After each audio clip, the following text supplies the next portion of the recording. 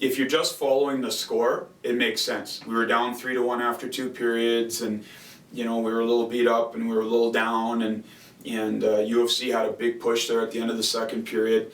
From my perspective, it's completely different in terms of the body language, the feel, the mentality, the execution of our team. I didn't think we played very good on Friday. We got off to a good start. We got some timely goals. I thought UFC outcompeted us. I thought their effort level was higher. They played with more desperation. And their special teams were better. Again, we got timely goals. We got really good goaltending from Coop. We won the game. So we really challenged our guys on Saturday in a few areas. I thought we played better on Saturday. I thought our execution was better. We managed the puck better. Our special teams were okay. And then, we kind of hit that pit of despair. We had lost 2 centermen on Friday night to injury. And then Tyler Fiddler has the penalty, and he's out for 10 or 12 minutes. And you could just kind of see the shoulder sag. UFC got the 3rd goal to get up 3-1. And really in between periods, it was just like, in this program, the mentality is it's next man up. And I looked around the room, there's a lot of guys that haven't played consistently for us this year. And I said, here's your opportunity. Show us something, contribute, do something to help us win. All you guys want to play, well, here's your chance, play. And then what happens, Captain Brown, second shift, splits the D, scores a breakaway goal. He elevated the whole bench. Our power play then delivered, and Cam McLeese had a breakout game. He ended up with a hat trick. But overall, I liked our game on Saturday better than our game on Friday. So I'm glad we found a way to win that game, and I was happy with how our players responded, and it was a big win for us.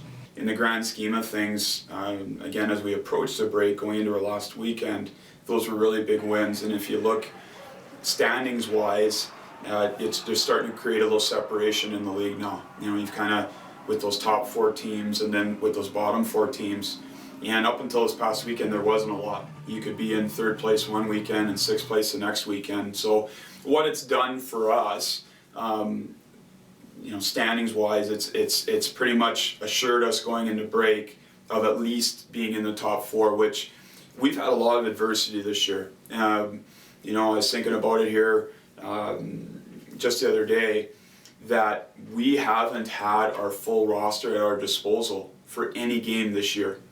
So, as we kind of get into break here, I think it's really strengthened our team. To find ways to win and have different guys contribute, and with other players out of the lineup and mix and matching with lines and how we've approached things, I think it's made us a much stronger and deeper team. And as we go into the break, I think it sets things up in the second half, if we can get kind of our roster back to our disposal, that we're positioning ourselves pretty well. Well, yeah, no question. I don't want to get too far ahead of it. I mean, we've talked with our team right now that break hasn't started yet. Now, break's looming right there, but we're also going on the road this weekend against the #1 team in the country and the conference. So, it's a huge weekend, and we can't be looking too far in advance. So that's been kind of the mindset we're trying to have with our team this week, because we've played every weekend since October, and it has been a grind, and it has been physical, and we have guys in and out of the lineup and with injuries and everything else. So, and with school, with exams coming up, we can't overlook the opportunity. Now, in one part, I sit there and say, well, worst case scenario, we've probably still be in the top 4 at break. Best case scenario, if we can have some success in Saskatoon against the U of S, we're only moving up.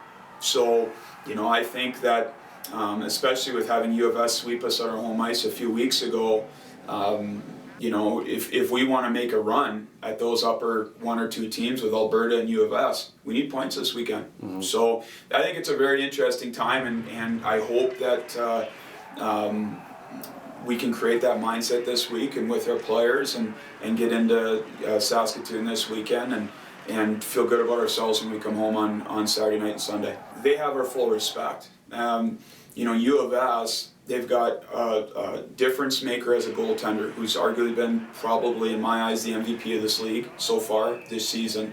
They have a lot of belief in him. They've got a blend of freshman impact players and a very strong veteran core, especially on their defense core. they don't beat themselves. You know, they're not the total high-flying offensive juggernaut that you would expect from a first-place team, but they don't beat themselves, and that's one thing that I respect about them that we saw when they played us. It's not like they dominated us. In fact, I thought, for me, we outchanced them, we outshot them both games, but we made some mistakes that they capitalized on, and they didn't make those major mistakes. And with their goaltending back there, they have a lot of confidence and a lot of belief, and they're winning games, and they've put themselves in a really good spot. And when you play against them, you've got to play 60 minutes. You've got to match them in a lot of different areas, and you can't make major mistakes against them because they're not going to. So it's going to be a very interesting weekend, and you know, with what we have going in there, we've got to try and get off to a good start and establish Cougar hockey and do it for 60 minutes each night.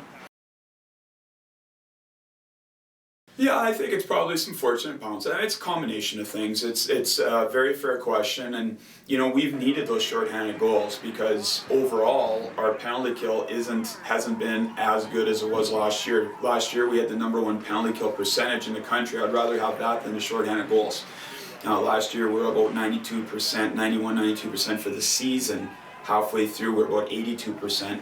Now the balance is we've given up a few more short or power play goals against us, but we've scored shorthanded goals. So in terms of our special teams goals for, special teams goals against, we're in really good shape. And so, but you know, you look at guys like Tyler Fiddler, who's got 2 or 3 of those. You know, he's a very good penalty killer. He's got great hockey sense. He's got the courage to block a shot, and he's got the skating ability to beat a defenseman up ice.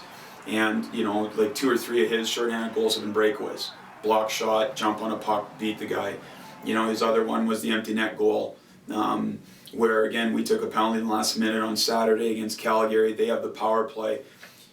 The thing about that is they have the man advantage, but then it allows us to be able to ice the puck.